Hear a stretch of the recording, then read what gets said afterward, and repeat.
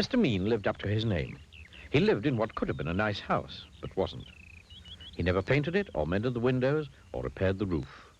Inside it was the same. No carpets, no curtains, no pictures, no fires. And Mr. Mean was so mean he made his furniture out of old orange boxes and then complained about the price of nails. Why, he was so mean. Do you know what he gave his brother for Christmas last year? A piece of coal. It wasn't as if Mr. Mean didn't have any money. Oh, no. He had lots of money. But would he spend it? Not old Meanie. Not if he could help it. One day he was sitting in his gloomy kitchen having a gloomy meal when there was a knock at the door. Drat, he said, because he didn't like people. Drat and bother. He opened the door, and there on his doorstep stood a wizard. A rather fat wizard. "Hello," said the wizard. "I wonder if, by any chance, as it's such a warm day, you could possibly, if it's not too much trouble, be so kind as to, if it's not inconvenient, perhaps, as I'm very thirsty, provide me with, do you think, a glass, if it's not too much to ask, of water, please?" He was a very wordy wizard. "No," replied Mr. Mean rudely, and shut the door in his face.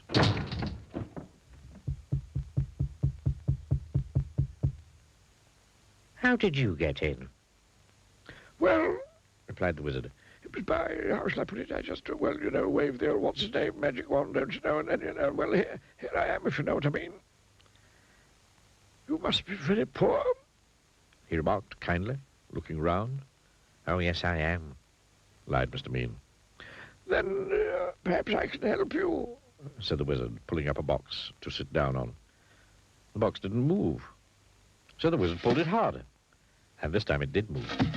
In fact, it tipped up and spilled Mr. Mean's money all over the floor. Well. Well, it would appear to me that you, sir, are an old meanie. Mr. Meanie didn't hear him. He was too busy scrabbling all over the floor trying to pick up his money. And meanies need to be taught a lesson. And so saying, he waved his magic wand. All the money turned into potatoes. Potatoes. "Oh, dear. Oh, dear me. Oh, dear me. Please turn my money back into money. Oh, please, please, please." "Perhaps," replied the wizard. "But on the other hand, taking all things into account, by and large, things being what they are on the face of it, perhaps not. However," continued the wordy wizard, "if you make me a solemn promise never to be mean again, then I'll turn the potatoes back into money. But," he added sternly, "if you are ever mean again, then it's, how shall I put it, then it's potatoes for you, my lad, if not other vegetables as well." The following day, Mr. Mean decided to walk to town. He never took the bus, because that cost money. On the way, he met an old washerwoman carrying an enormous bundle of washing. "Oh, please, kind sir," he said. "Could you possibly help me to carry this washing? It's so heavy." "No," replied Mr. Mean. "It's your washing. You carry it." But as soon as he'd said that, he felt a tingling in his nose. Mr. Mean's nose turned into a carrot. "Oh, no," he gasped. The old washerwoman chuckled. And then Mr. Mean remembered the wizard's words. "Yes, oh yes," he cried in a panic. "Of course I'll help you, of course." And the carrot turned back into a nose, and off he went.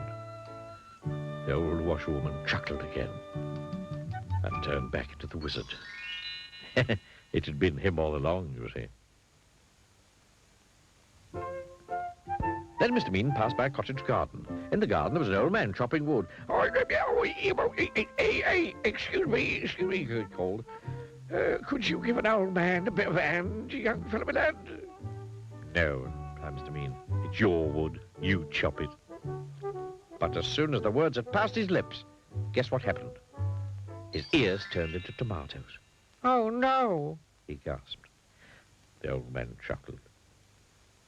Mr. Mean remembered the wizard's words. "Oh, yes, he cried. "Yes, of course I'll give you a hand, of course." And he chopped and chopped until all the wood was cut. And the tomatoes turned back into ears, and off he went. Eventually, Mr. Bean arrived in the town. There was a little boy crying because his ball had got stuck on the top of the wall.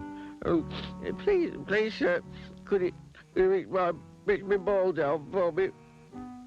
No, retorted Mr. Bean. Your ball, you... Then he stopped. There was a funny tingling feeling in his feet. Yes, he said hurriedly. Yes, of course I will, of course. And he reached up and passed the ball to the boy and went on his way, looking anxiously at his feet. The little boy stopped crying and turned into the wizard. I think, he said to himself, I think that Mr. Bean, by and large, is beginning, if I'm not very much mistaken, to be not quite so mean. And I think, although I could be wrong, although I never am, that he has, thank goodness, learned his lesson. And you know something? Mr. Bean had learned his lesson. Today, he's nothing like so mean as he used to be. And he doesn't keep his money in a box in the kitchen anymore. Today, his house is mended and painted and spick and span. And he's turned into quite a generous sort of fellow. Goodness, he's so generous. Do you know what he gave his brother last Christmas? 2 pieces of coal.